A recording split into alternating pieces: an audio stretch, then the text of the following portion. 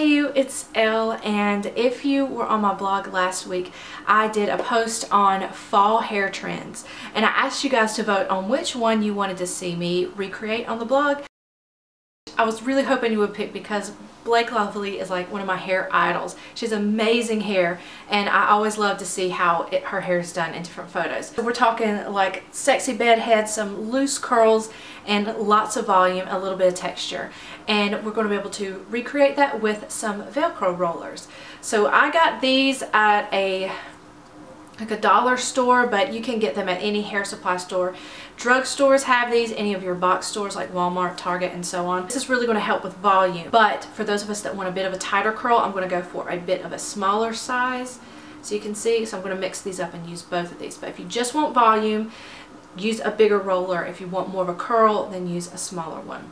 Now the way that I'm going to do this is I'll wash my hair, apply some product to it, roll it in the rollers, put some heat on it, and then just put a texturizing product on it, and then that is seriously all it is. This takes me about 20 minutes to do, and I usually start with, I would say, mostly dry hair. It just helps to speed up the process. So I'll go and do my makeup or do other things while I'm waiting for my hair to dry, so that way it's not exposed to too much heat. So if you are interested in this tutorial, then keep watching. So while my hair was wet, I went ahead and applied some products to help with the frizziness, since that's an issue I deal with. But go ahead and apply whatever products you would normally use.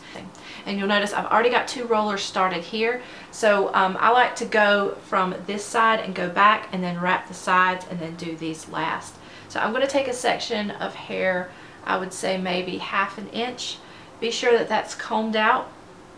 And on the sides I like to use a smaller roller because I want to have a bit more of a definition there. So I'm going to take my roller, put it down at the end of my hair, and roll it up like this. And to help make sure that it stays, I'm going to use a clip. Whatever clip you want to use will work for you. This is just one that I got from Sally's. I like to clip it in the back so that make sure that I don't have any dents in the front. So then you'll repeat that for the rest of your hair.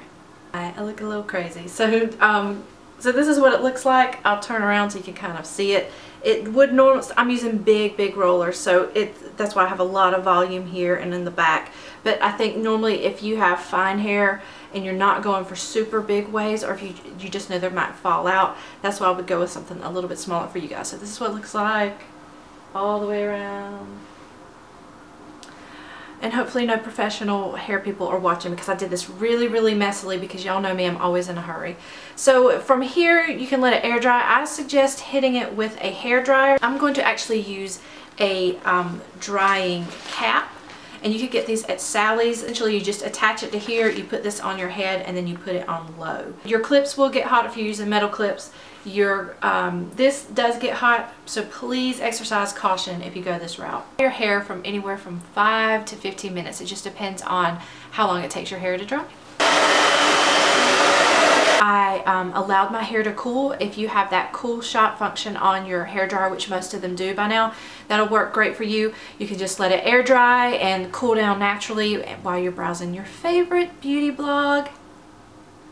And then what I wanted to do was part it on the side. Blake, the inspiration photo, has hers parted more toward the middle, but we know that a middle part doesn't really work on me.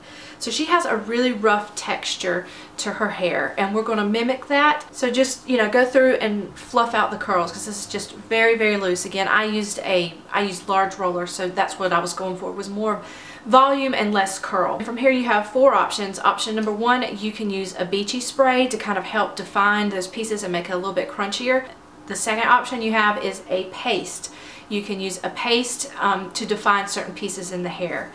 You can also go for option number 3, a dry shampoo, and you would spray that if you need the volume. Usually the Velcro will give you some volume, but spray it from about 8 to 12 inches away, allow it to dry, then go through and rough it up. I also will take, after I rough it up, go through my fingers and take some that way. The last option I have is a texturizing powder. You can put this into your roots, you can put this on your hair, and that's what I'm going to do. This one is from Got To Be, but Not Your Mother's makes one as well, and then there are higher end versions. So I'm going to take some and tap it into my hand. Looks like that.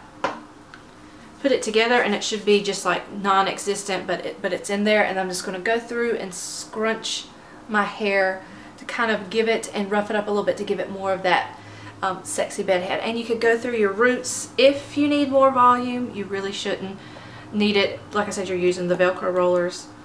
And I'll do a tap for this side. Just go through, piecey, sexy it up.